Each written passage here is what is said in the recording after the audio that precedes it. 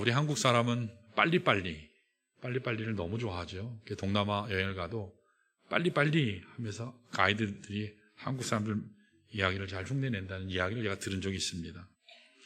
여러분, 인생의 이 속도보다도 중요한 게 방향이잖아요. 방향. 아무리 열심히 빨리 달려가도 방향이 잘못되면 엉뚱한 데 도착하면 소용이 없죠. 자, 그런데 오늘 한국 사회 첫 시작되는 날부터 우리 큰 화두가 있어요. 안전에 대한 거예요. 안전.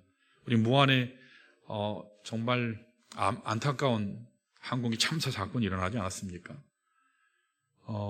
지난 3일 저녁 김포공항에서 제주공항으로 가려던 진에어 531편이 정비 문제로 35분 늦게 출발하게 됐어요. 승객들이 타기 전에 기체 점검 과정에서 공기압 압력 장치 관련 문제가 아마 발견된 것 같습니다. 제 생각에는 이 비행기 바퀴 내리는 그게 문제가 생겼던 것 같아요. 조금. 그래서 이 여파로 당초보다 출발이 35분 늦어졌습니다. 점검 결과 혹시 운행에는 문제가 없지만 혹시 모를 상황을 위해서 대체 항공기가 투입됐어요. 그러느라고 1시간 40분이 또 지체가 됐습니다.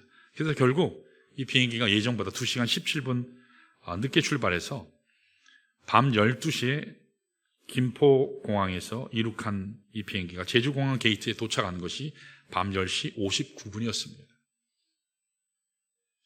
이 과정에서 게이트도 2차례나 바뀌었습니다. 그런데 희한한 것은 항의하거나 화를 내는 승객이 한 명도 없었다고 합니다. 항공사 지상 직원이 저희는 지금 안전하게 승객들을 모시는 것에 중점을 두고 있다고 상황을 설명할 때도 대체로 차분한 분위기였다고 합니다. 일부 승객은 지연돼도 괜찮으니까 정비 충분히 하라고, 안전하게만 데려달라고, 스트레스 받지 말라고, 우리 때문에 스트레스 받지 말라고, 안전하게만 가달라고 그렇게 얘기했다고 합니다. 담당 직원은 이륙 직전 기내에 들어가서 이 비행기에 계신 고객 한 분도 항의하거나 화내는 분이 안 계셔서 책임자인 제가 너무너무 죄송합니다 그랬더니 승객들은 화를 내는 대신에 오히려 감사의 박수를 쳤대요. 진에어 김포공항 지점 변모 씨는 자신이 지금까지 13년 동안 공항에서 근무했지만 지연에 대해 따지는 승객들, 보상을 요구하는 승객들로 골머리를 앓았었는데 이번에는 그 누구도 지연에 대해서 따지거나 보상을 요구하는 승객이 단 한 명도 없었다고. 이런 경우는 처음이라고. 그러면서 기내에 다시 올라가서 죄송합니다. 이렇게 하니 빨리 내려라. 그렇게 죄송합니다 했을 때 이렇게 되니까 빨리 내려가라고. 그렇게 호통치는 사람이 한 명도 없고 오히려 박수를 쳐주면서 수고한다고 할 때 마음이 울컥했다고 합니다. 여러분, 아무리 빨리 달려도 소용이 없죠. 가는 방향이 제대로 돼도 안전하게 못 가면 의미가 없잖아요. 여러분, 우리 인생 가운데 하나님이 함께 하실 때 안전할 줄 믿습니다. 하나님이 함께 하시면 우리 인생 끝까지 하나님께서 역사하셔도 도우시는 그 하나님으로 말미암아서 우리의 삶이 안전케 된다는 사실을 여러분 기억하시길 바랍니다. 자, 오늘 본문 말씀을 보시면 예수님께서 말씀해 주신 유명한 비유 한 편이 오늘 본문에 기록되어 있습니다. 우리가 흔히 부르는 호칭으로는 어리석은 부자의 비유다 그렇게 얘기하죠. 여러분 잘 아시지만 이 내용을 간단하게 다시 요약해드리면 어떤 한 부자가 있었는데 어느 해 농사를 했는데 소출이 엄청나게 많았어요. 풍년이 든 것입니다. 뜻밖의 소산이 많이 생기게 됐어요. 그랬으면 그동안 함께 수고한 사람에게 곡식을 좀 나눠준다든가 그렇게 하면 좋을 것인데 그렇게 하지 않아요. 아니면 그동안 여건이 허락하지 못해서 선한 사업을, 구제 사업을 했더라면 좋았을 텐데 이 사람은 그렇게 하지 않았습니다. 왜 그럴까요? 이 사람은 자신의 수확물을 앞에 놓고 이렇게 말해요. 어떻게 하면 내가 이 많은 부를 잘 축적해서 쌓을까? 여기에 대해서 고민하기 시작한 것입니다. 이렇게 고민하고 고민한 끝에 그가 내린 결론은 내가 이제 이 한 가지를 깨달았다. 창고를 크게 지을 거니까 다 허물어라. 그 전에 있었던 거 다 허물고 거기에 여러 해 쓸 곡물들을 쌓아두고 내가 마음껏 먹고 즐기고 내 영혼을 즐겁게 할 것이다. 그렇게 결론을 지은 것입니다.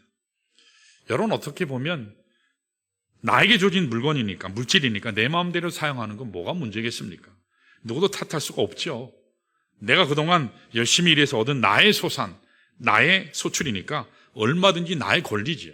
나의 권리라고 할 수 있을 것입니다. 자, 그런데 오늘 본문 20절을 보시면, 여러분 한번 주보 보실까요? 20절에 보시면 그와 같은 부자의 모습에 대해서 하나님께서 이렇게 말씀하세요. 우리 읽어볼까요? 같이 시작. 하나님은 이르시되 어리석은 자여 오늘 밤에 내 영혼을 도로 찾으리니 그러면 내 준비한 것이 누구의 것이 되겠느냐 하셨으니, 그렇게 말씀했어요. 다시 말하면 지금 너의 생각에 너의 손에 잡고 있는 그 물질이 다 네 것이라고 생각하는데, 만일 오늘 저녁에 내가 네 생명을 빼앗아가면 그 네가 준비한 거 누구 거 되지? 그렇게 책망한 것입니다. 그러면서 마지막 21절에 예수님께서 비유를 끝내시면서 들려주셨던 결론이 이러해요. 21절에 이렇게 말씀하죠. 자, 읽습니다. 시작. 자기를 위하여 재물을 쌓아두고 하나님께 대하여 부여하지 못한 자가 이와 같으니라 그랬어요. 여러분, 누구를 위해서 한다고요? 누구를 위해서요? 자기를 위해서. 자기를 위해서 재물을 쌓아두는데 자신의 축복을 위해서는 엄청나게 많은 재산을 축적하는데, 누구에 대해서는요? 하나님께 대해서는, 이웃에 대해서는 nothing이요. 아무것도 없어요. 하나님에 대해서는 부여하지 못한 사람입니다. 하나님께 대해서 전혀 감사하지 않아요. 무엇인가 하나님께 드릴 것이 있어야 하는데 하나님께 드릴 것이 없이 아무것도 없는 이런 인생을 예수님은 오늘 뭐라 하셨죠? 누구라고? 어리석은 자요. 어리석은 자요.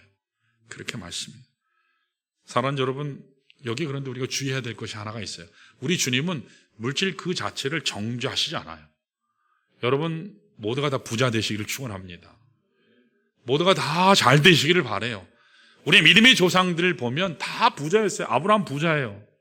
이삭 부자지요. 야곱도 부자예요. 요셉은요, 이건 비할 수 없을 만큼 큰 부자였어요.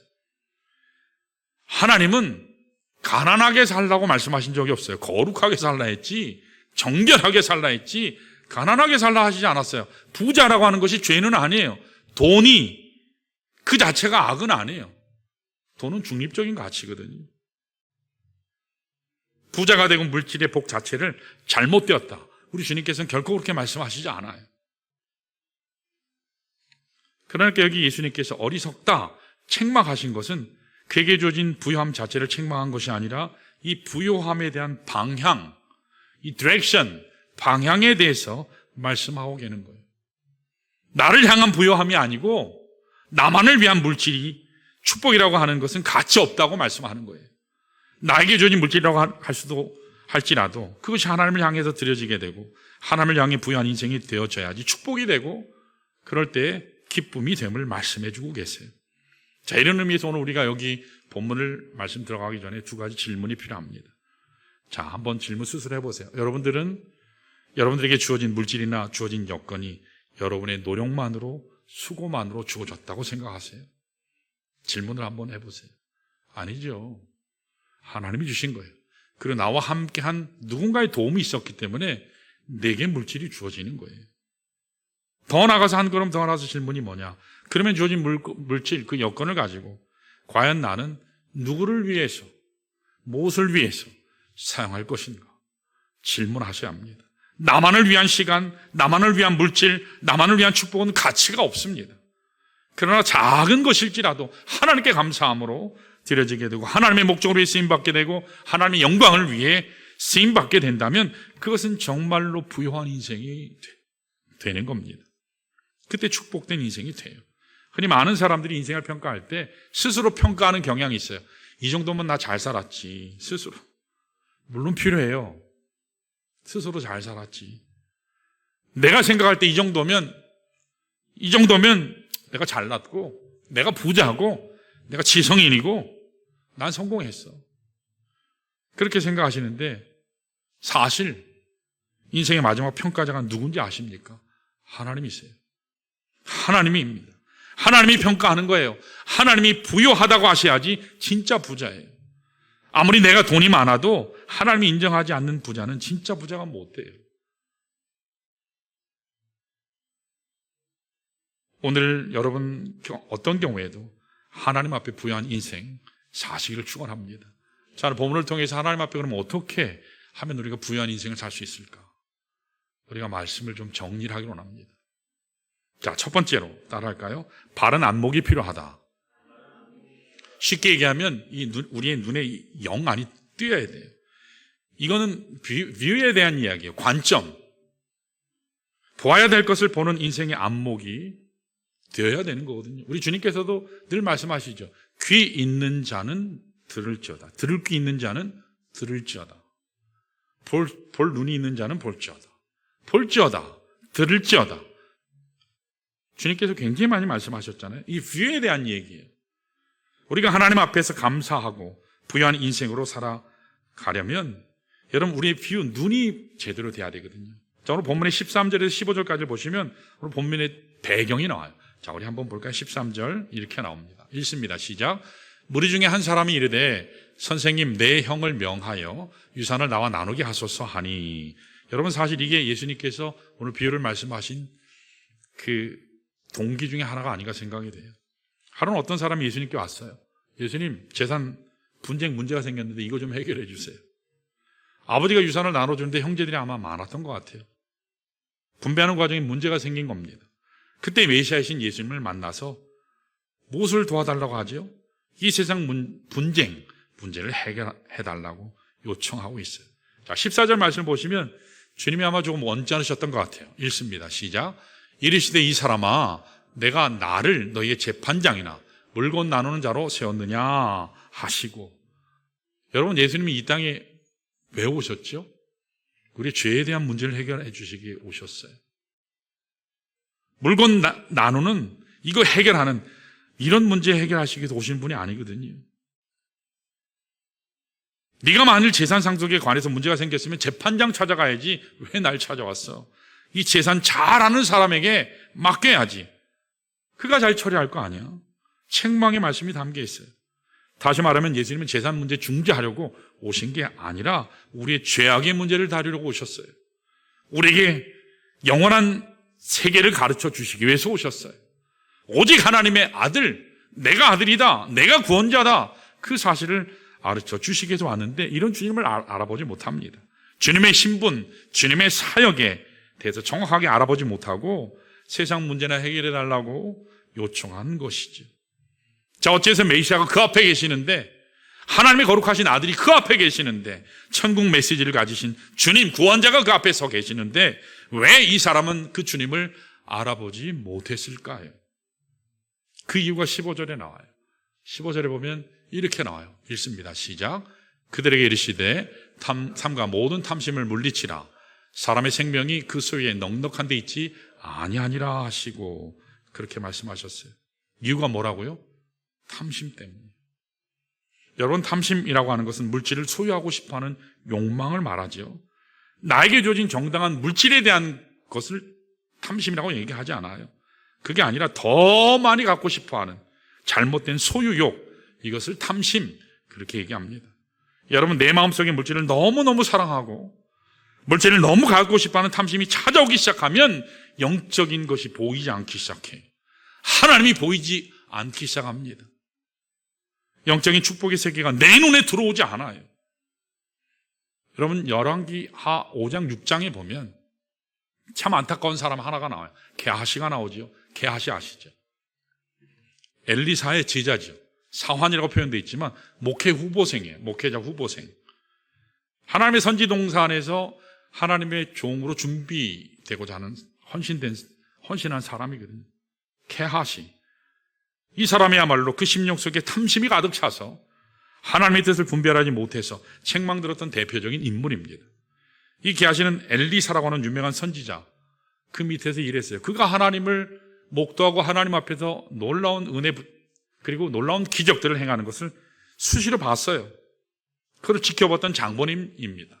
자, 그런데 어느 날 하루 아람 군대 장관이 나아만이 찾아왔죠. 문둥병 고쳐달라고. 그랬더니 엘리사는 나가보지도 않고, 야, 거기 게하시에게 시키죠. 그 요단강 가서 7번 씻으라 그래. 그랬더니 고침받았어요. 그 당시 문둥병이라고 하는 치명적인 질병이죠. 누구 앞에 설 수도 없고 사회와 격리돼야 돼요. 사회와 격리됩니다. 우리가 팬데믹 때 겪었지 않습니까? 사회적 거리두기, 격리. 격리하면 2주 격리했잖아요. 얼마나 힘들었어요. 문둥병이라고 하는 것은 인생의 가장 최악의 질병이었습니다. 이러한 질병을 엘리사가 고쳐주었으니까 얼마나 감사해요. 그러니까 그가 가져온 모든 예물을 엘리사에게 다 바치잖아요. 근데 엘리사가 어떻게 했죠? 받았나요? 아니요, 거절했어요. 근데 그 거절한 것을 누가 받죠? 게하시가 쫓아가서 거짓말해가지고 받아내잖아요. 여러분, 그때 엘리사가 왜 단호하게 거절했는 줄 아세요? 엘리사가 뭐가 필요 없어서요? 아니요. 정말 필요했어요. 아쉬웠어요. 그래도 단호하게 거절했어요. 거절한 이유가 최소한 3가지 정도 돼요. 그 한 가지가 뭐냐? 그 물질 받는 것이 하나님의 뜻이 아니기 때문에. 하나님의 뜻이 아니기 때문에 받지 않았어요. 여러분, 하나님께서 나만을 고쳐주셨어요. 엘리사가 고쳤나요? 하나님이 고쳐주셨어요. 무엇으로요? 은혜로 고쳐주셨어요. 하나님의 은총 가운데 고쳐주셨어요. 근데 만일 그 대가를 받아버리게 되면 하나님의 은혜를 쏟아버리는 거예요. 하나님의 은총을 물거품 내게 하는 겁니다. 하나님은 거저 주는 선물로 병을 치유해 주셨는데 하나님 은총을 보여주신 것인데 만일 엘리사가 이 예물을 받아버리게 되면 그 대가를 받는 것이기 때문에 하나님 은혜가 땅에 떨어지고 마는 거예요. 그래서 안 받았어요. 필요 없어서 안 받은 게 아니에요. 아쉽지 않아서 안 받은 게 아니에요. 또 한 가지 이유는 영적 자존심 때문이에요. 여기 엘리사 정말 가난했어요. 이스라엘이요 찢어지게 가난했어요. 이스라엘 민족 자체가 잘 먹지 못하는 대단한 가난한 민족이었습니다. 그렇다고 할지라도 세상 사람들이 가져다 주는, 세상 사람들이 던져다 주는 그 물질에 목을 걸지 않았다는 거예요. 하나님이 내 아버지인데 하나님이 내게 주실 거다. 영적 자존심이, 영적 거룩한 자존심이 발동해서 그가 가져온 물질을 거절했어요. 그런데 보다 더 중요한 것은 3번째예요. 엘리사는 그때 물질을 받을 때가 아님을 알았기 때문에. 여러분, 하나님 말씀 보면 그때 상황이 어떤 상황이냐면 아람 군대가 곧 이스라엘이 이제 칠 때예요. 적대 관계 있을 때입니다. 이제 머지않아서 아람 군대가 쳐들어올 것인데 이스라엘을 공격하는 바로 그 시점인데 그와 같은 때 만일 하나님의 종인 선지자가 적군이 가져다 주는 이 물질을 받는다면 어떻게 되죠? 이 적과의 동침 아니에요. 민족 전체에 화를 끼치는 잘못된 일을 범하게 되는 겁니다. 그래서 엘리사는 지금은 재물을 받을 때가 아니다. 우리 민족이 이 위기 가운데 처해 있는데 지금이야말로 하나님께 기도해야 될 때야. 하나님의 능력을 받아야 될 때야. 하나님 붙잡아야 될 때야. 나만이 가져다 주는 재물 받을 때가 아니야. 게하시에게 책망합니다. 근데 엘리사가 거절한 것을 게하시가 덥석 받아요. 그때 상황에 게하시에게 엘리사가 이렇게 책망하죠. 열왕기 5장 26절에 이렇게 나와요. 이렇게 한번 읽어볼까요? 시작. 엘리사가 이르되 한 사람이 수레에서 내려 너를 맞이할 때에 내 마음이 함께 가지 아니하였느냐? 지금이 어찌 은을 받으며 옷을 받으며 감남원이나 포도원이나 양이나 소나 남종이나 여종을 받을 때이냐? 다시 말하면 지금 어떤 때인데 민족이 위기 가운데 처해 있고 지금이야말로 영적으로 하나님 찾고 무릎 꿇어야 될 때인데 정신 차려. 네가 물질의 눈이 어두웠어. 하나님께 드려야 할 너의 헌신은 드리지 아니하고 세상적인 물질에 너의 마음을 빼앗겼느냐 책망하고 있습니다. 사랑하는 여러분, 오늘 하나님의 교회가 이 문제에 대해서 심각하게 생각해야 돼요. 오늘 우리 그리스도인들이 이 문제에 대해서 심각하게 생각해야 돼요. 오늘 내 마음 가운데 물질이 찾아오기 시작하면, 탐심이 내 마음을 지배하기 시작하면, 하나님보다 물질 더 사랑하기 시작하면 영적인 것을 잃어버려요. 하나님이 보이지 않아요. 하나님 말씀을 대해도 그 음성이 들리지 않아요. 찬양해도 감격이 없어요. 여러분, 강철왕 앤드류 카네기라고 아시죠? 재밌는 얘기를 했어요. 제가 아까 여쭤보니까 우리 이 지역에서 아름다운 산이 어디 산이에요? 제가 그 서울 은평구에서 목회 사역할 때는 보면 그 뒤에 배꼽산이라고 있었어요. 산이 꼭 배꼽같이 생겼거든요. 배꼽이요. 배에 있는 배꼽. 여긴 칠보산이라고 있다고 그렇게 얘기하시더라고요. 칠보산. 자, 우리가 실버산에 갔어요. 실버산 경치 좋죠? 여러분 좀 반응을 하셔야 돼요. 실버산 경치 좋죠? 안 가보셨어요? 우리 한번 가봐야 되겠네. 실버산에 가면 경치가 좋아요. 경치가 좋아요. 그런데 경치가 아무리 좋아도 여러분 100원짜리 동전 아시죠? 100원짜리 동전을 가지고 내 눈앞에 이렇게 딱 가리면 실버산이 보여요? 안 보여요? 뭐만 보일까요? 100원짜리밖에 안 보여요. 앤드류 카네기가 뭐라 그랬냐면 하나님과 우리 사이를 가로막는 데는 많은 돈이 필요한 게 아니다. 돈의 양이 많아야만 하나님과 우리 사이에 장애물이 되는 것은 아니다.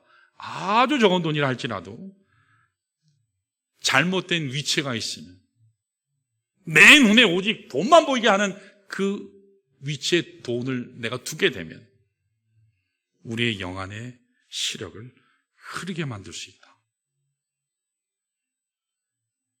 여러분 조심하셔야 돼요.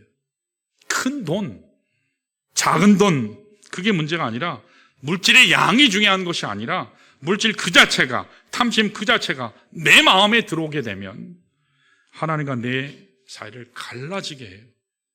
갈라져요. 영적인 것에 대해서 어두워지는 사람이 되고 말아요. 이런 의미의 소리가 참으로 오늘 하나님 앞에 부여한 자로 살아가려면 먼저 우리 눈이 뜨어야 돼요. 영안이 뜨어야 합니다. 탐심을 버리고 하나님의 영적인 축복을 볼 수 있는 바른 안목이 필요해요. 자, 두 번째로 따라할까요? 바른 가치가 회복돼야 한다. 여러분, 가치가 뭐죠? 소중히 여기는 거잖아요. 내가 뭘 소중히 여기느냐 보면 그 사람의 가치를 알 수 있어요. 여러분, 안목이 띈 후에는 무엇이 참된 가치인가, 무엇이 내게 소중한가, 이것을 볼 수 있는 올바른 가치가 회복돼야지 하나님 앞에 부여한 인생으로 살아갈 수 있어요. 우리 그리스도인의 가치는 하나님이신 줄로 믿습니다. 우리 가장 소중한 이는 하나님이신 줄로 믿습니다. 하나님이 가장 소중해요. 그때 부요한 인생으로 살아갈 수 있습니다. 우리 본문을 오늘 보면 이 부자가 가졌던 잘못된 가치관이 있어요. 세 가지가 나와요. 그 첫 번째 가치관이 따라할까요? 이기주의적 가치관. 이기주의적인 가치관이에요. 자기밖에 몰라요. 우리 모두는 다 이기적이에요. 참고로 17에서 19절을 다시 한번 보면 이 짧은 구절, 세 구절 속에 나라고 하는 말이 I am, I라는 말이 계속 나와요. 우리 한번 읽어볼까요? 몇 번 나오나 한번 보세요. 같이 읽습니다. 시작. 심중에 생각하여 이르되 내가 곡식 쌓아둘 것이 없으니 어찌할까 하고 18절 또 이르되 내가 이렇게 하리라.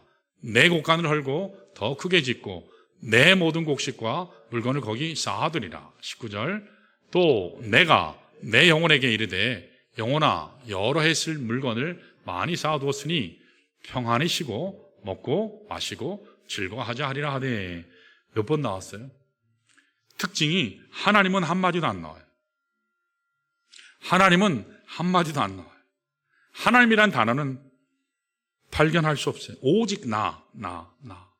여러분 구약성경 출애굽기에 나오는 바로 왕이 있잖아요. 바로 왕은 바로 여러분을 얘기해요. 여러분 자신을 얘기해요. 하나님이 아무리 시험을 줘도, 죽음의 시험을 줘도 끝까지 버티는 인간의 죄성은 내가 왕이라는 거예요. 죽어도 하나님을 안 믿어요. 하나님께 안 가요. 그거 참 무서워요. 여러분 이 자리에 앉아 계신 건 하나님의 은혜인 줄로 믿습니다. 여러분 인생의 가장 큰 기적은 여러분 구원받은 거예요. 아멘. 근본 집회하면서 손 얹고 기도했는데 병 났다는 분들이 계세요. 여러분 그거는 하나님이 하신 줄 믿습니다. 하나님이 사랑하면 병 나아요. 치유돼요. 하나님이 최고의 가치라 해야 돼요. 하나님 위에 그 어떤 것이 앞서게 되면 여러분 우리 눈을 다 가려요. 나라고 하는 단어가 무려 6번이나 반복돼요. 여기서 발견하시는 게 뭐죠? 이 사람의 가치관은 self-centered예요. self-centered value예요. 오직 자기밖에 없어요. 뭘 생각해도 자기로부터 시작해요. 자기에게 거치면 하나님이라도 내쳐버려요. 자기밖에 모르는 가치관을 가진 사람은 하나님께 부여한 인생을 살 수가 없어요. 또 두 번째 가치관이 있어요. 19절 계속해서 보시면 그는 물건을 쌓아두는 것이 축복이라고 생각했어요. 이런 면에서 따라할까요? 물량주의적 가치관. 자, 제가 질문할게요. 여러분 뱅크 어카운트에 여러분 은행 잔고가 이렇게 쌓이면 행복하시죠? 표정 관리 안 하셔도 돼요. 저도 행복해요. 이게 올라가면 1억 들 때보다 10억 있을 때가 더 행복하죠? 아니 솔직하셔야 돼. 행복해요. 기왕이면 많으면 좋잖아요. 많으면 좋잖아요. 우리 현대사의 모든 사람들은 여기에서 안타깝지만 저를 비롯해서 모습 벗어나기 힘들어요. 물량주의적인 가치관. 이 자본주의니까. 자본이라는 게 뭐죠? 물질이에요. 돈이에요. 인간이 가장 가치 있다고 발견한 시스템이 자본주의예요. 거기다가 민주적, 자유주의, 자본적 가치 이렇게 얘기하죠. 근데 돈이 제일 중요해요. 먹는 문제, 사는 문제. 어떤 나라도 경제 문제잖아요. 경제만 해결하면 다 오케이 넘어가요. 물량주의적인 가치요. 소유량에 따라서 인간의 가치를 평가해요. 돈 많은 사람에게 굽신하잖아요. 돈 많은 사람들이 교회 오면 목사들도 생각이 되잖아요. 그럼 하나님 앞에 바른 게 아니죠. 21세기를 살고 있는 이 시대의 가치관과 일치하지 않나요? 우리들의 가치관과 일치하지 않나요? 이 시대에 사는 사람들에게 가장 힘 있는 게 뭐죠? 은행에 잔고가 많은 사람이에요. 은행에 잔고가 많은 사람이에요. 돈 많은 사람이에요. 물질만 많으면 자본주의 국가에서는 뭐든지 할 수 있죠. 범죄하고도요, 변호사만 잘 사면 얼마든지 지연시키고 빠져나갈 수 있어요. 미국이 아마 그랬는데 지금 한국도 그래가요. 제가 미국에 아이들 보러 1년에 한 번씩 갈 때 비즈니스석에 계속 타고 가죠. 그것만 타고 가도 감사하죠. 워낙 비싸니까. 근데 야, 비즈니스석 타는 사람은 참 좋겠다. 여러분 어떠세요? 현대사회는 편리주의예요. 편리주의. 현대사회 가치는 편리주의예요. 여러분 옛날에 우리 예배드릴 때 어떻게 했죠? 이렇게 푹신한 의자에 앉으셨나요? 아니요. 딱딱한 의자에 앉으셨어요. 그 이전 세대는 어떻게 하셨죠? 마룻바닥에 무릎 꿇고 양반다리 하고 그러고 앉으셨어요. 좀 좋은 시설이 되면 바닥에 좀 뭐 깔고 그렇게 했죠. 점점 편리를 추구하는 게 오늘 21세기. 돈이면 다 해결돼요. 돈이면 편리를 살 수 있잖아요. 여러분 편리하다 하는 것 중에 하나님 주님께서 한 가지만 예를 두셨어요. 사역을 편하게 한다. 여러분 어떻게 생각하세요? 저 사역 편하게 하고 싶어요. 편하게 하고 싶으신 분. 안 힘들게 하고 싶어요. 저도 편하게 하고 싶어요. 편하게 하고 싶으신 분. 주님이 편하게 할 수 있는 조건에 대해서 딱 한 가지 얘기하셨어요. 너희가 내 멍에를 함께 지면 너 편해질 거야. 그렇게 얘기하셨어요. 여러분 사역이 고되시고 힘드신 분, 주님과 함께 지시기 바래요. 주님과 함께 지시면 편해져요. 오늘 물질의 양을 가지고 돈의 양을 가지고 인간의 가치를 판단하고 평가하는 잘못된 가치관, 이것이 깨어지지 않으면 하나님 앞에서 부유한 인생을 살 수가 없어요. 그건 나이하고는 전혀 상관없어요. 많이 배웠냐 많이 못 배웠냐 전혀 상관없어요. 어떤 집안의 사람이냐 아무 상관없어요. 세 번째 가치관이 또 있어요. 따라할까요? 쾌락주의적 가치관. 이 사람의 가치는요, 소위 먹고 마시고 즐기는 거예요. 좀 전에 제가 얘기했지만 편리주의. 내가 얼마나 많이 먹느냐, 만난 거 많이 먹느냐, 내가 얼마나 많이 즐기느냐, 내가 얼마나 편안하게 사느냐, 이걸 가지고 인생에 성공했다, 인생에 행복하다, 그걸 결정하는 사람들이에요. 그런 사고 구조를 가지고 있어요. 굉장히 위험하죠. 오늘 현대사회는 풍요 속에 빈 건 아닌가요? 오늘 한국 사회가 그런 것 같아요. 오늘 말씀에 등장하는 이 부자는 다름 아닌 21세기를 살아가는 우리 그리스도인, 현대 그리스도인들을 대변한다고 생각이 돼요. 오늘 수많은 사람들이 예배에 와요. 하나님을 고백하긴 해요. 하나님을 믿는다고 해요. 그렇지만 사실은 자기가 신이에요. 내가 신이에요. 바로 내가 바로 왕이에요. 자기 중심적으로 살고 있습니다. 그리고 물량 중심에 따라서, 그리고 나를 어떻게 즐겁게 만드느냐를 기준으로 우리 인생에 성공했다, 행복하다, 이것을 결정해요. 그렇기 때문에 이런 사고 구조로는 결코 하나님을 기쁘시게, 하나님 앞에 부유한 인생 살 수가 없습니다. 어떤 자매님이 너무 가난하게 살았어요. 하나님 섬기는데 너무 힘들게 사니까 고생을 많이 했기 때문에 이 자매님의 노래가 돈이에요. 돈 노래를 하고 살았습니다. 그러다가 정말 엄청나게 갑자기 돈이 생겼어요. 거의 한 10억이 되는 돈이 생겼어요.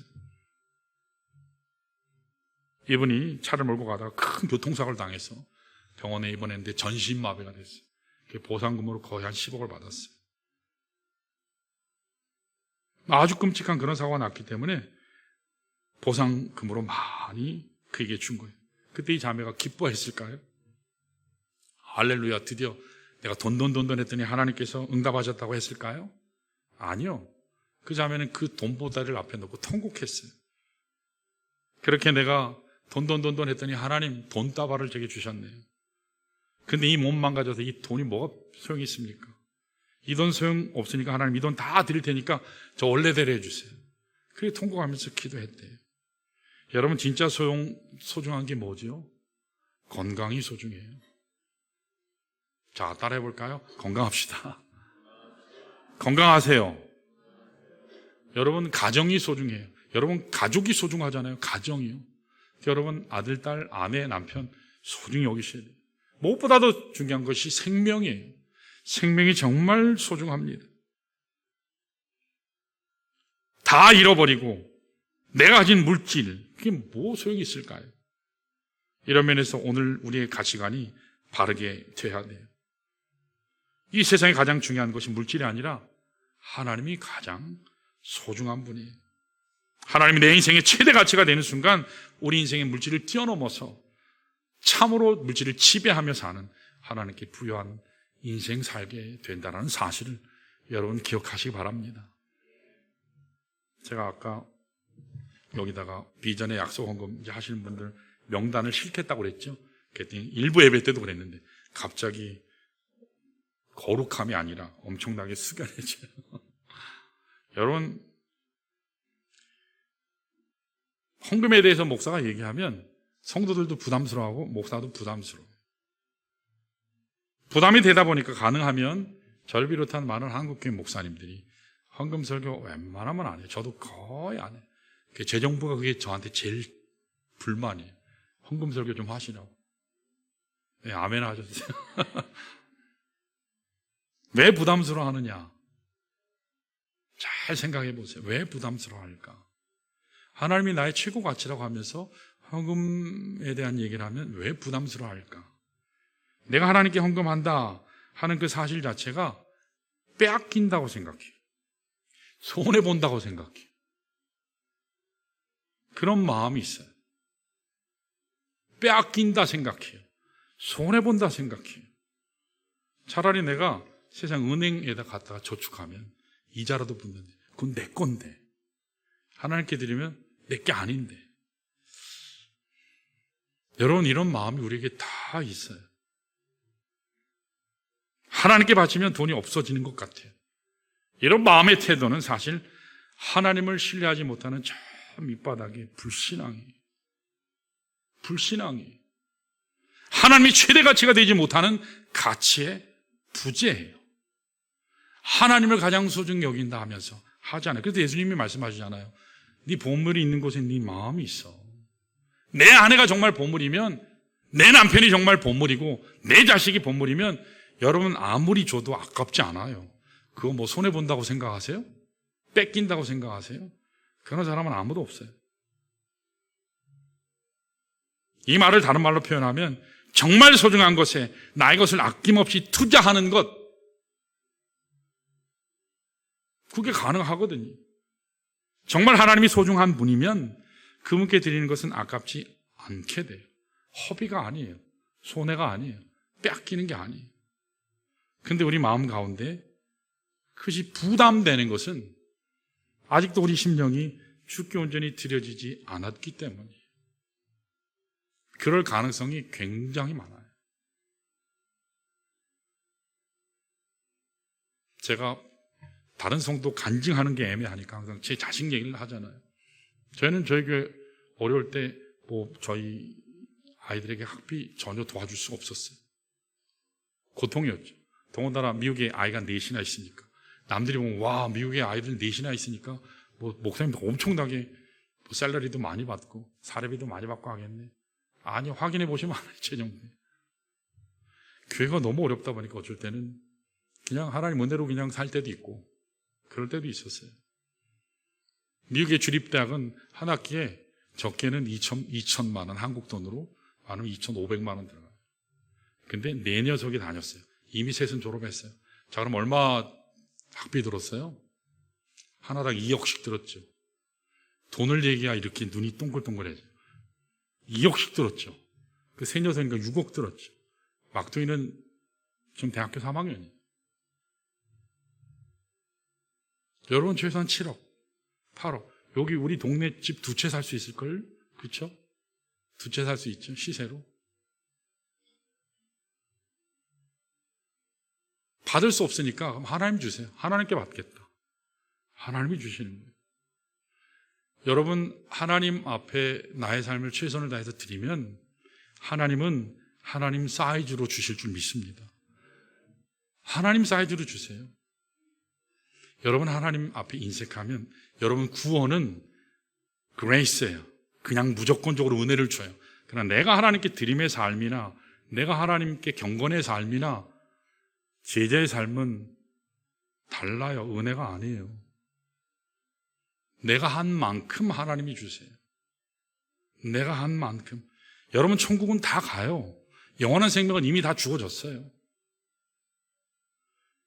그래서 저는 하나님께 항상 기도할 때, 하나님, 제가 설교할 때 주님 사랑에 대해서, 은혜에 대해서 더 설교하기를 원합니다. 헌금에 대해서 얘기하는 게 아니고, 여러분, 주님 사랑하면, 은혜에 충만하면 하나님 앞에 다 드리고도 아깝지 않을 줄로 믿습니다. 더 드리지 못해서 하나님께 죄송한 마음인 거예요. 여러분, 믿음이 더 커지시기를 축원합니다. 믿음이 더 커지시기를 축원해요. 믿음의 그릇이 커지면 하나님께서 보여주실 게 많아요. 그러면 펀드레이저도 그냥 돼요. 이것이 바른 신앙이고 오늘 성경이 가르치는 하나님 앞에 부여하는 자의 삶의 모습일 것입니다. 자, 이렇게 우리의 신앙 안목이 열리게 되고 가치관이 변화돼야 돼요. 자, 마지막 세 번째 따라할까요? 영혼을 준비하며 사는 자가 되어야 한다. 그리스도인인데 가장 불행한 사람은 이 세상이 다라고 생각하며 사는 사람이에요. 이 세상이 다라고 생각하면서 살면 아마 목사가 저나 제 아내가 제일 불쌍할지도 몰라요. 여러분, 영혼을 준비하는 자, 영혼을 준비하는 자는 이 땅에서도 하나님께서 은혜 주시고 축복하실 줄로 믿습니다. 하나님의 사역을 감당하고 내가 하나님 나라를 꿈꾸며 하나님의 의를 구하겠다 하면 하나님은 축복하세요. 어떻게 축복하시는지 아세요? 하나님 사이즈로 하세요. 여러분, 내 사이즈로 받지 마세요. 내 사이즈로 기도하지 마세요. 내 사이즈로 벌리지 마시고 하나님 사이즈로 너는 부르짖으라. 내가 크고 은밀한 일을 내게 보이겠고 내가 응답하리라. 주님께서 말씀하셨어요. 여러분, 크게 벌리시길 바라요. 하나님 사이즈로 받으시길 바랍니다. 그래서 여러분들이 다 부자 되세요. 다 그래서 하나님 앞에 영광되이 여러분 쓰임 받기를 원합니다.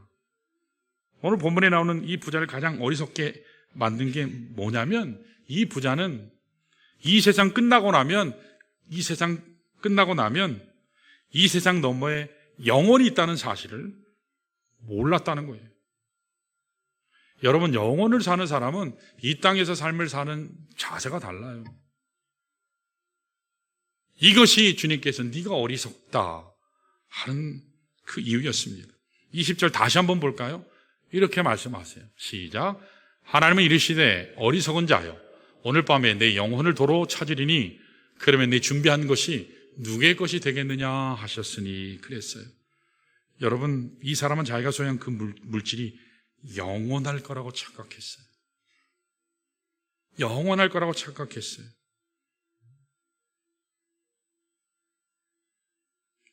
오늘 밤 너의 영혼을 도로 찾아가면 네가 갖고 있던 모든 물질 다 놓고 가야 되는 거야. 말씀하시죠. 근데 이것을 미리 아는 사람들은 어리석게 이 땅에 투자하지 않아요. 영원히 여기 살 것처럼 행동하지 않아요. 영원히 남을 가치가 있는 사람들은 천국의 영원한 가치를 향해 투자하며 살게 돼 있어요. 여러분, 하나님께서는 여러분들에게 동일한 시간을 주셨어요. 동일한 물질도 주세요. 동일한 재능을 여러분 주시는데 그거 가지고 어디를 향해 살아갈 것이냐, 그건 여러분들의 선택이에요. 여러분, 하나님을 잘 선택하시기를 바랍니다. 일부 시간에도 고민을 했는데 김봉남이라고 하는 전도사님이 계시거든요. 이분이 월간 목회에서 오래전에 간증으로 이분 간증이 있었어요. 이분이 처음 예수 믿지 않았는데, 남편도 예수 믿지 않았는데 하나님이 특별한 은혜로 예수 믿기 시작했어요. 너무 즐거웠어요. 착실하게 신앙생활하고 하나님 앞에 헌신하고 열심을 내고 헌금도 드리고 시간도 드리고 직분 맡아서 열심히 봉사했어요. 일을 하게 되는데, 근데 이렇게 하다 보니까 언제부터 신앙생활이 지루해지기 시작하더래요. 재미없어지기 시작하더래요. 자꾸 열정이 식어가는 겁니다. 또 자기도 모르게 영적 교만으로 새로운 사람들이 열심히 일하면 에이, 그거 그렇게 하는 게 아니야. 장닭처럼 가가지고 지적질이나 하고 괴롭히기나 하고, 그런 자신을 이렇게 보면서 내가 왜 이럴까? 내가 왜 이러지? 그런데 자신의 신앙을 점검하기 시작했어요. 그랬더니 3가지 정도의 징조가 보이더라는 거예요. 여러분들이 뭔가 모르게 신앙생활 지치는 것 같다고 생각할 때 이 3가지 점검해 보시길 바라요. 자, 첫 번째는 뭐였냐면, 첫 번째 증상이 예배 감격이 사라지더래요. 예배에 참석했는데 여기 담임 목사 서서 이렇게 보잖아요. 주무시는 분, 눈 감고 있는 분, 얼 나가 있는 분, 콩밭에 가 있는 분 다 보여요. 이렇게 세우고 싶지만 그렇게 하면 시험 들잖아요. 그렇게 얘기 안 해요, 제가. 예배 감격이 사라져요. 예배 감격이 없어요. 여러분, 실제로 하나님이 나의 가장 최고의 가치고 가장 기쁜 분이라면 감격해야 되지 않아요? 기뻐야 되잖아요. 나의 영원한 생명을 주신 하나님, 은혜로 주신 그 하나님을 생각하면 그것만으로도 감사해요. 감격이에요. 내가 영원 지옥불에 거해야 되는데 하늘나라 영광 가운데 거한다는 그 사실 하나만으로도 감격해야 돼요. 그런데 교회는 나오긴 나오는데 앉아는 있는데 콩밭에 가 있어요. 생각이 전혀 준비가 안 된 심령으로 와서 앉아 있어요. 깨끗한 그릇이 아니에요. 잡게 꽉 차 있어요. 그러면 감격이 없어요. 그럼 목사도 마찬가지. 분명히 내가 주일이 되었기 때문에 가긴 가요. 습관으로 가는 거예요. 관습으로 가는 거예요. 내가 예배는 드리는데 기쁨이 없다. 굉장히 심각한 거예요. 굉장히 심각한 거예요. 여러분, 기쁨 없음을 통회하셔야 돼요. 회개하셔야 돼요. 또 한 가지 증상이 뭐냐? 헌금 대신 자꾸 저축하기 시작하더래요. 자꾸 저축을 하더래요. 여러분, 헌금이라고 하는 것은 하나님께 맡기고 하나님께 쌓는 거잖아요. 저축은 세상 은행에 맡기는 거잖아요. 자꾸 세상에 맡기는 거예요. 이런 태도는 영원히 이 땅에서 살 것 같은 태도죠. 물론 노후 준비하는 건 다르겠죠. 근데 하나님께 드리는 것보다 세상 은행이 더 믿음직스러워 보이는 이 마음, 이거 대단히 문제죠. 아니, 세상 은행에 돈 맡기면 그게 뭐 안전하고 나를 영원토록 살게 해주나요? 하나님께 맡기면 다 빼앗기는 건가요? 그러니까 내 생활 안전을 지켜줄 것 같으니까 자꾸 저축을 해요. 3번째 증상은 직분을 회피하는 현상이 나는 거예요. 뭐 하시자 하면 안 한대요. 자꾸 안 한대요. 여러분, 다른 교회에 이렇게 오셔서 정착하시는 1, 2년 동안은 저는 직분 안 드려요. 하지 말라 해요. 왜요? 쉬어야 돼요. 한국의 가장 큰 문제는 구원도 못 받았는데 살걸 시켜요, 막. 그래서 한국 교회가 이 모양이 된 거예요. 좋은 인격으로 시키니까 그냥 하는 거예요. 여러분, 교회 일하러 온 게 아니라 은혜 받으러 와야 돼요. 하나님 사랑 가운데 충만하러 와야 되는데 이 일하러 와요. 잡일하러 와요. 교회는 잡일하러 오는 게 아니라 먼저 예배 승리해야 돼요. 하나님 사랑 가운데 충만해야 돼요. 그게 안 된 사람들이 다른 교회 가면 절대로 안 하죠. 어설프게 알아요. 구원받고 양육받고 훈련받고 사역해야 돼요. 그래야 기쁨이 있어요. 그래야 하나님께 영광이 돼요. 근데 한국 교회가 저를 비롯해서 저도 그랬어요. LA 있을 때. 세계교회 담임하지만 몰랐어요. 제대로 할 줄 몰랐어요.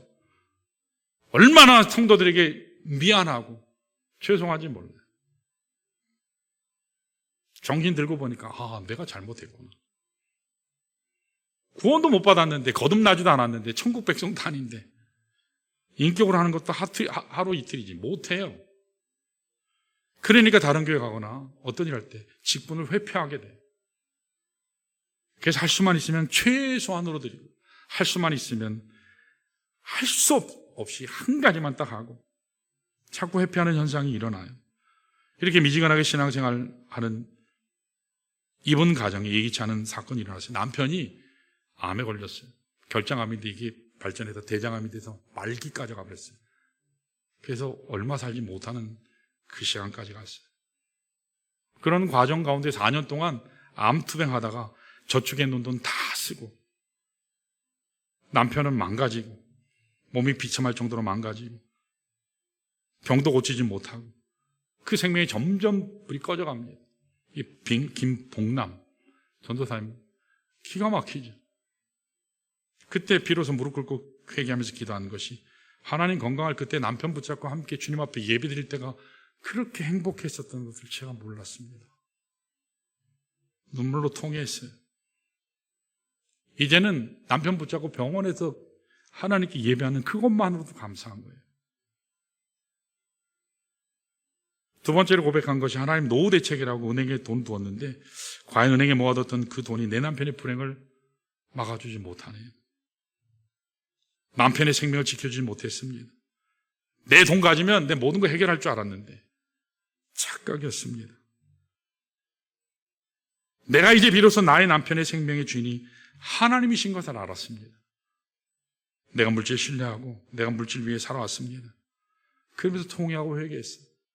남편이 죽을 날이 얼마 안 남았어요. 자, 그런데 김봉남 전도사님은 굉장히 힘들고 굉장히 공경 가운데 있었는데 근데 남편은 죽을 날이 얼마 안 남았는데 오히려 그 남편은 얼굴이 그렇게 밝고 그렇게 평화롭더래요. 그러면서 이분이 마지막 주님 앞에 가시기 3일 전까지 암병동에서 지나다니는 사람마다 붙잡고 복음을 전하기 시작했어요. 그가 암 환자들을 붙잡고 전도할 때 이렇게 이야기를 했대요. 저는 암에 걸렸습니다. 말기암입니다. 이제 죽을 날이 얼마 안 남았습니다. 그러나 내 속에 살아계신 예수 그리스도가 계세요. 길이고 진리고 생명이신 이 예수, 그 예수로 나는 영원히 살아요. 당신도 이 예수 믿었으면 좋겠습니다. 저는 죽어가는 것이 아니라 영원을 사는 사람입니다. 당신도 이와 같은 영원한 축복을 누리시기를 원하시면 예수 믿으세요. 예수 믿으세요. 이 전도와 이 말 끝에 수많은 환자들이 주님을 영접하고 구원받는 역사가 일어났어요. 그 중에 어떤 분은 이렇게 고백했대요. 지금껏 내가 살면서 예수쟁이 숱하게 많이 봤는데 교회 나오라고 맨날 밥 사주고 때만 되면 뭐 전도 집회한다고 오라 했던 수많은 사람들이 있었는데 예수 믿으라고 당신이 나에게 지금 얘기하는 걸 보니까 나는 지금까지 예수 안 믿었는데 당신이 암에 걸려 죽어가면서도 예수를 자랑하는 거 보니까 예수를 감사하는 거 보니까 당신 간의 예수는 진짜네. 그러면 나도 당신이 믿는 그 예수 나도 믿겠다고. 그래서 그분도 예수 믿게 됐어요. 사랑하는 성도 여러분, 저는 이와 같은 삶의 자세가 영혼을 바라보는 자의 삶의 모습이라고 믿습니다. 비록 내가 이 땅에 사는 동안에 질병 때문에 고통당한다 할지라도, 비록 내가 이 땅에 사는 동안에 가진 것 없기 때문에 나눠줄 것이 없는 자 되었다 할지라도, 그러나 언젠가 내가 천국에 갈 때 천국에서 만날 주님과 천국에 심어놓았던 보화를 가지고 사는 자가 여러분 되시기를 축원합니다. 우리가 이 세상 살아가면서 붙잡아야 될 분은 하나님 한 분밖에 없어요. 이 시간에 모두 일어나셔서 우리 함께 하나님 앞에, 하나님 내 심령이 진리의 성령으로 부요하게 하시고 하나님 거짓과 탐욕의 죄악 가운데 있었던 내 가슴에 있는 것 다 정결케 하시고 성령께서 이 시간 내게 임하셔서 주님, 주 영광에 내가 다시 살 수 있게 해달라고. 우리 오소서 진리의 성령님, 이 두 손 들고 하나님 앞에 찬양하고 우리 폐기도하고 마치겠습니다.